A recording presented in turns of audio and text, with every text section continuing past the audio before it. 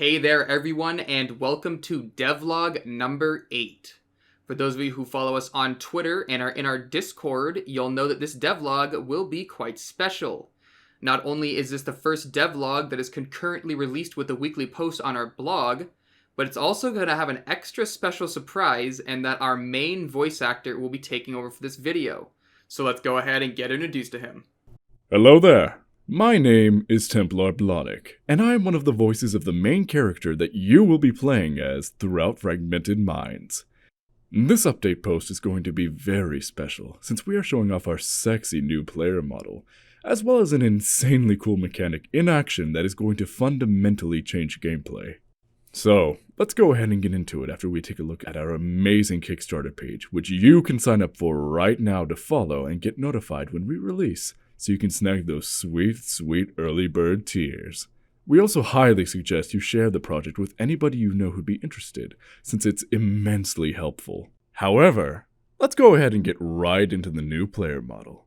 As you can see in these next images, we are quite fond of this model, and are insanely happy with the way it turned out. This model will, as you know, feature some customizations in terms of armor and other attachments, so you will become more survivable as you progress through the game. The suit the player is wearing is known as the Exo-Atmosphere Containment Suit, and it will provide limited protection against hostile environments, such as the Martian surface, as well as against certain SCPs, namely SCP-149 and SCP-439.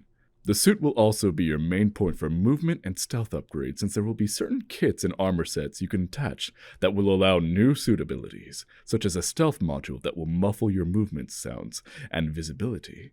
To do this model justice, we will be utilizing motion capture to ensure that the animations and movement for this model are smooth, polished, and give a great feeling within gameplay, so you are never taken out of the experience. The actual videos we will do on the motion capture will be incredibly exciting, so if you have not subscribed, I highly suggest you do so now, so you don't miss any of our upcoming content, which is going to be truly awesome.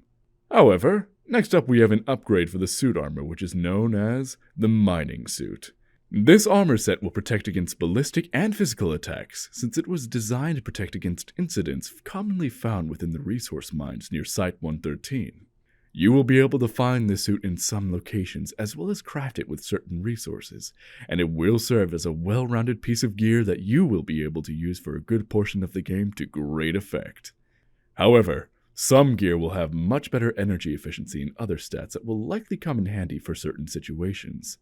So it is always a good idea to ensure you have different sets for different situations you may come across within the game. Now, let's get into the cool advanced movement mechanic that we have been hinting at for quite a while.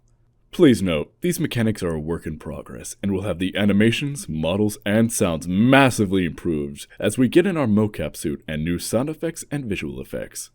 First up is the grappling mechanic, and you can see from this video that you will be able to grapple onto specific scaffolding-like structures and various other types of structures throughout the game.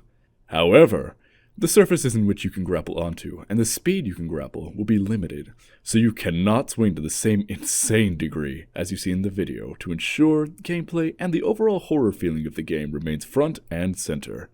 This mechanic is designed to allow you to escape SCPs that are chasing you, since most will be faster than you by default. And the grappling hook and mechanic will allow you to escape the danger temporarily. It will also allow for new ways to get around the facility and to reach otherwise unreachable areas to find special items and paths around the facility. Next, we can see that you'll be able to reel yourself into certain areas, but you will not be able to hang once the grapple reaches the end of the point it is hooked onto. This is to prevent players from abusing the mechanic to stay out of the reach of certain SCPs that would love to have you on the ground so they can tear you limb from limb. This mechanic will be very useful for the platforming elements that will be present within the game, and will make for some great shortcutting of certain areas if you can utilize it properly. And lastly, in these two videos, we can see that the grappling hook and grappling mechanic will come in handy for grabbing items that are out of reach. This is going to be especially useful when it comes to puzzles, since it is pretty easy to imagine the wide array of situations you may find yourself in that will require you to grab something out of reach, so it will serve a lot of purpose throughout the entire game. You can grab weapons with it too, and this will serve as a way to snatch weapons near enemies to avoid directly alerting them so that you can remain undetected. As a side note before we wrap up, you can get this Patreon-only weapon skin if you donate $20 or above on our Patreon in September. This weapon has emissive texturing and will actually glow, and will be available in single-player and multiplayer, and will be a fantastic way to show your support for the game. However, we will be going into great detail about something called survivor camps next week, and we'll be doing an entire post dedicated to those to completely get the idea across and how they are going to function within the game and story. So make sure you subscribe and click that bell to get notified when the post drops.